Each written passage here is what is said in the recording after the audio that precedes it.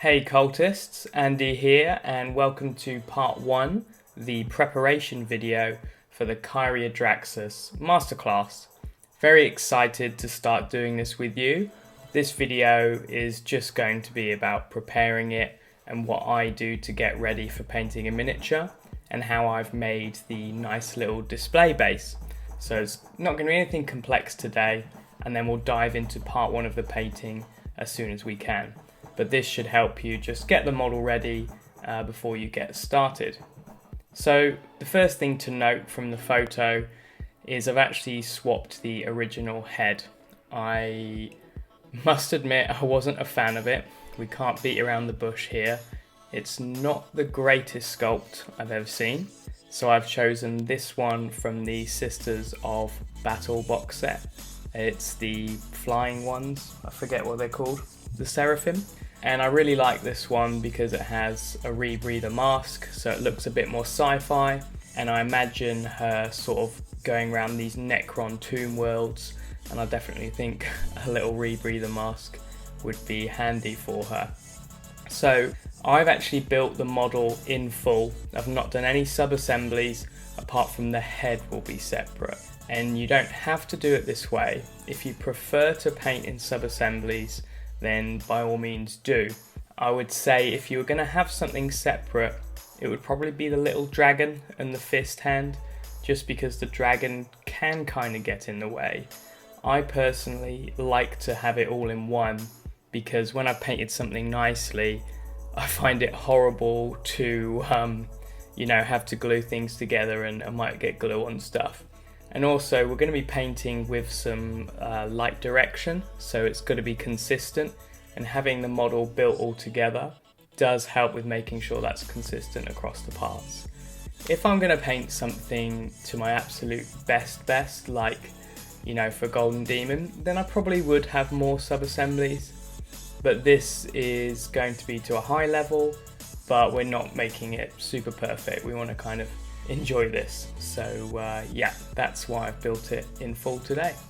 So I'll put a link in the description, the plinth I've used, which is a 40mm plinth, and I basically used a saw just to cut a large chunk out of it, and now I use my craft knife just to make sure the edge isn't perfect. I'm just doing nice sort of jaggedy lines, and looks like I'm nearly cutting my finger off there, but don't worry, I'm okay.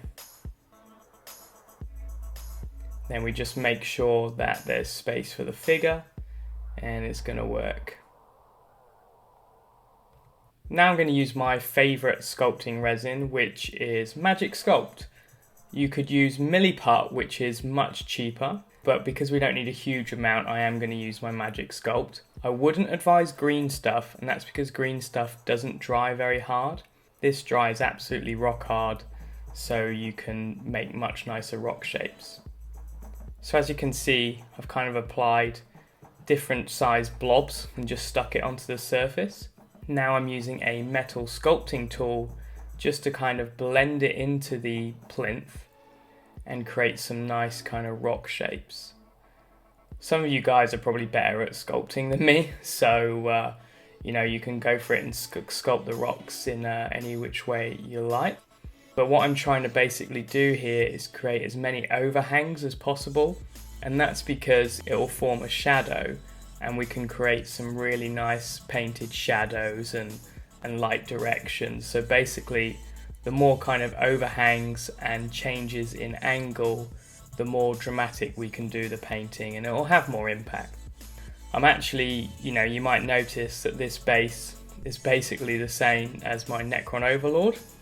And that's because they come from the same kind of book or fluff that I thought would be really nice to have them matching. So this is just showing you how I did that. And you can see in the speeded up footage here, I'm just taking my time to blend all these rocks together. If you mess this up, then don't worry, you can always just cut a bit off and try again. And you don't have to do it in one go as well. So when it's dried, you can see I've stuck a little scarab on, and I added a flat piece to the top and just a couple chunks of rock. And the cool thing about Magic Sculpt is you can just use a knife like you can see me doing here, and you can cut the rocks into sharper shapes if you didn't quite get it perfect with your sculpting tool. And you can't do this with green stuff because it's just not hard enough. So there you have it, that's pretty much it finished. And I'm just going to check that the figure fits, and that's perfect for me. And the little rocks on top kind of match the rock underneath her foot.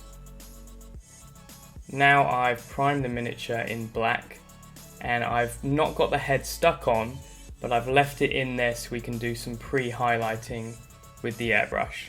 Don't worry if you don't have an airbrush. I wanted this masterclass to be as accessible as possible, so you don't really need it. I'm just spraying white here on the miniature, and it's just to kind of show you the end effect we're looking for in terms of the light direction.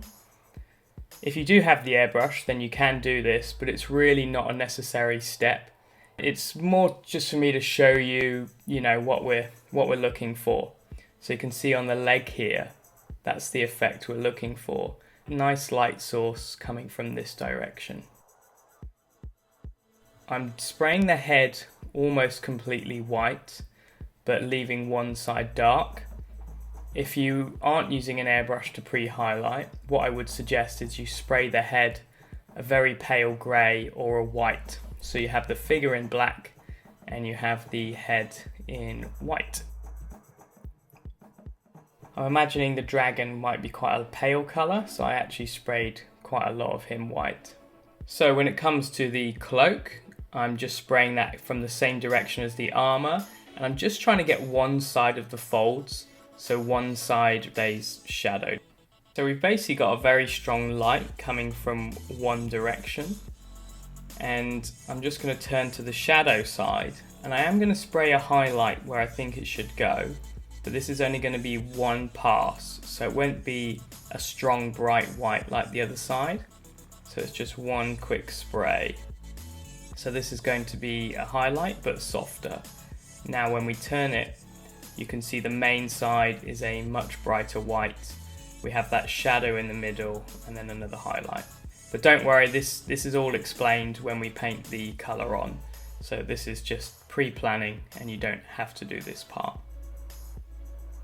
So there you have it, you can see the main light on the thigh and on the chest. These are going to be the brightest areas of the armour, and then as we turn it, you've got a nice little shadow on one side, and this is what's going to make the model look so cool. Whenever I see armour like this, I always think of it as an opportunity.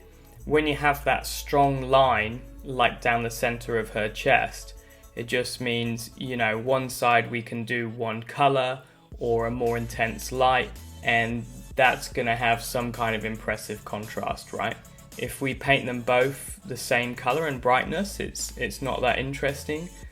It's why I call it an opportunity, because we almost have an obvious way to make the model look awesome. I'm not explaining it too much here about how we create the light and shade, but this is a way of pre-planning, showing you the overall effect we're looking for in the end of the miniature.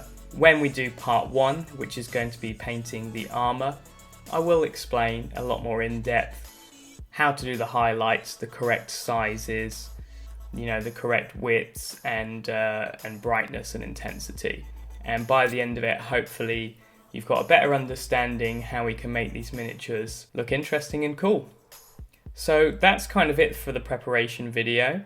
I will actually now remove the head and put that on a separate cork, and we'll paint that later. But everything's ready to go and dive into painting the armour.